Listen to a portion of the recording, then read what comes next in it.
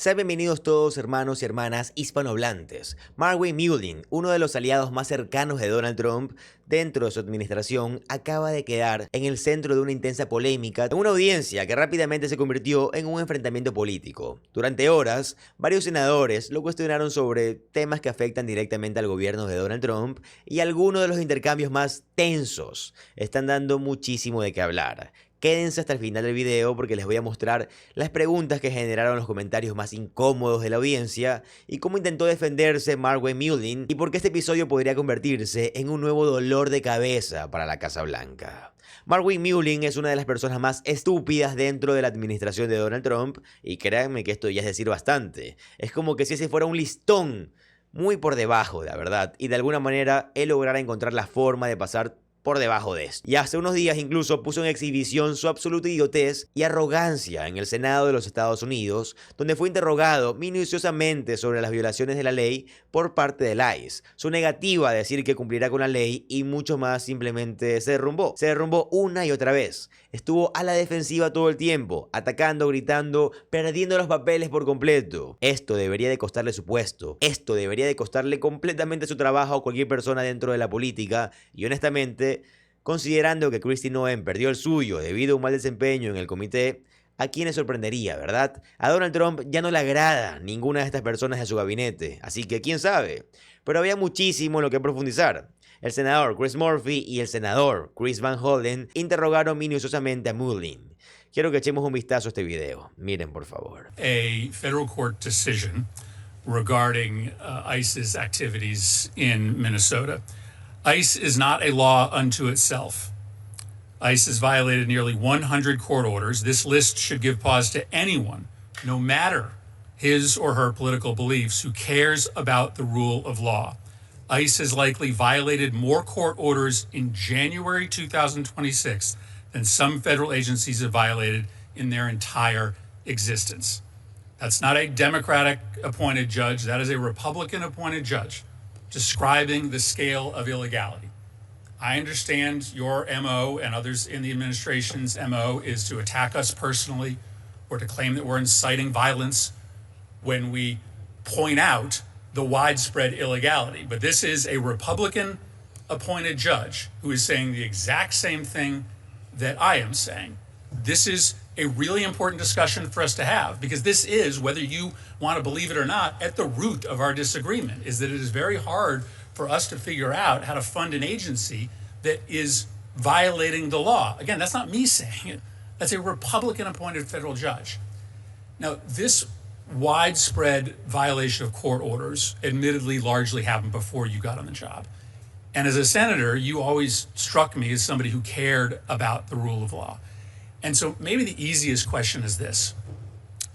When DHS gets a court order telling them that something they are doing is either illegal and unconstitutional, prior to you taking office, the approach was to ignore that court order. That's what this judge is saying. 94 times you got a court order, you didn't implement it.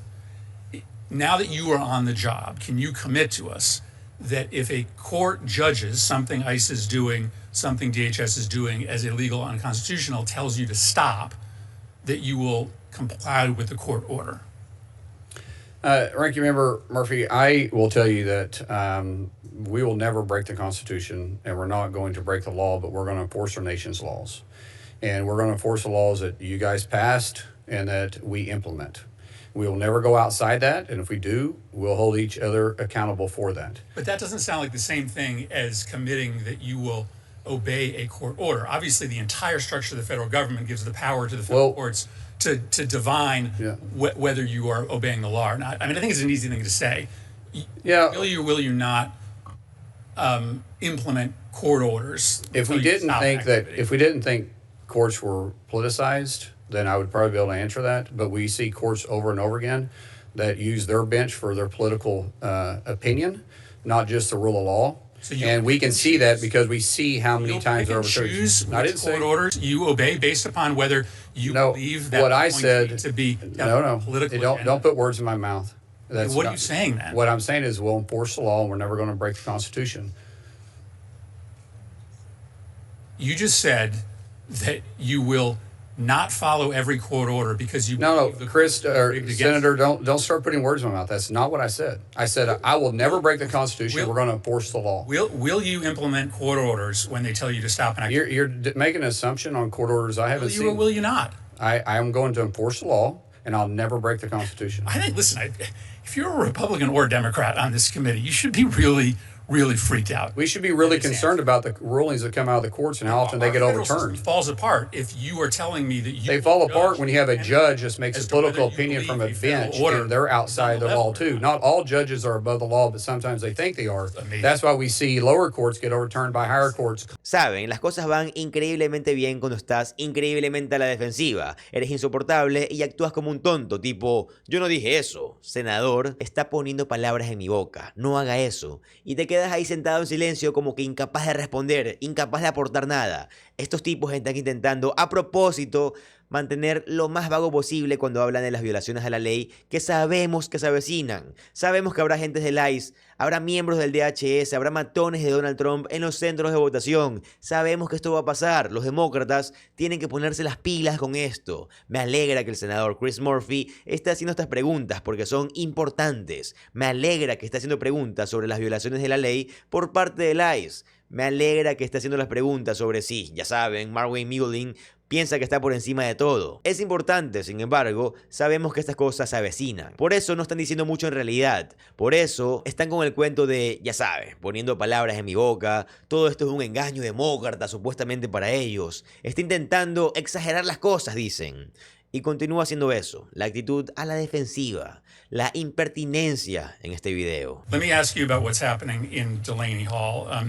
You said that detainees are protesting there because they want their, quote, ethnic food. I have 3 official letters that were sent to the administration from about 300 detainees there. It won't shock you that there's no mention of ethnic food in these letters. These letters allege that there has been spoiled food, delayed medical treatment, sewage backups, undue pressure to sign deportation paperwork. Madam Chair, if I could submit these letters for the record. Without objection. Nowhere in these letters is a demand for ethnic food. They describe pretty horrific conditions. This administration has defunded the ombudsman, the independent office that used to exist inside DHS that would do an independent investigation of claims like this.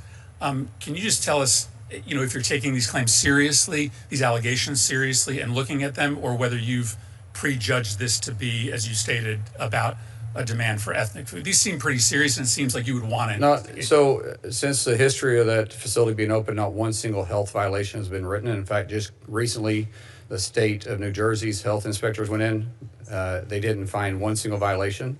But if you compare it to what the state prison system is, state prison system, they have 3 prisons that are in deplorable conditions. Quote, that's what the health inspector said. Delayed health care is average of 32% delayed within 48 hours. We have more health. We have 2 times. No, yes. Are you doing an I looked investigation on these allegations? Ranking member, this is why I have this expired, information, is because I went through and looked at it and looked at what we have. 0 health inspections. Not everyone is a health inspection allegation. You made Okay. some pretty damning claims saying that there's Are you doing deplorable an investigation conditions. or not? You are I not? said we looked into it. Health inspectors were just there. Time is expired. And we had 0 violations. 0 violations. Markwayne Mullin es, bueno, esencialmente un lacayo de Donald Trump que realmente encarna para mí lo que los conservadores han llegado a ser bajo MAGA y lo que los conservadores han sido en realidad. Este es un tipo descarado, que es bastante provocador y ya saben, que intenta como inflarse a sí mismo diciendo yo soy rudo, pero constantemente está como que, bueno, soy la víctima. Soy una víctima y Markwayne Mullin hizo algo que en general me molesta un poco y esto es una tangente y un desahogo para otro día, pero cuando iba a convertirse, cuando fue nominado para ser el secretario del DHS, dijo, saben, no todos los días un muchachito de, ya saben, Oklahoma crece para formar parte del gabinete del presidente. Es como si amigos, o sea, lo entendemos, es un gabinete tipo, tienes al servicio secreto, estás en línea de sucesión, entendemos que es un gran asunto, que seas un muchachito de Oklahoma no cambia las cosas. Y no es un muchachito de Oklahoma, es un hombre adulto y maduro que ha usado su posición en el gobierno para ganar millones de dólares a través del uso de información privilegiada. Y en unos pocos años que lleva en el Senado, creo que ha aumentado su patrimonio neto aproximadamente en 30 millones de dólares. Un senador, escúchenme bien, y si no me equivoco, no quiero ser exacto tampoco, pero creo que gana alrededor de 140 y 170 mil dólares al año. ¿Cómo pasas de entre 170 y 140 mil dólares a 30 millones de dólares de patrimonio? Es que ni Bill Gates invierte tan bien. Esto no sucede porque Markwayne Mullin sea un genio de las finanzas. Lo escuchas hablar, ves sus declaraciones y sabes que ese no es el caso. Así que estoy cansado de que este tipo sea así, de este acto que él monta, y lo hizo durante esta audiencia, razón por la cual nuestro segundo Chris, el senador Chris Van Hollen, continuó atacándolo. You'd agree that it's important for the American public to be able to trust what DHS says, right? And that it's important that the department put out factual information. You agree that that's important? I think it's important for elected officials to do that. I think it's very important for everybody. So I'm holding up a press release here, Mr. Secretary, dated January of this year. It's before your time. It says that a person named Julio Sosa Silas violently assaulted a DHS agent. I want to read the quote in here from former Secretary Noem. She said, quote, "What we saw last night in Minneapolis was an attempted murder of federal law enforcement. Our officer was ambushed and attacked by 3 individuals who beat him with snow shovels and the handles of brooms. Fearing for his life, the officer fired a defensive shot," unquote. That's an untrue statement, isn't it, Mr. Secretary? What we have been briefed on, yes. Yeah.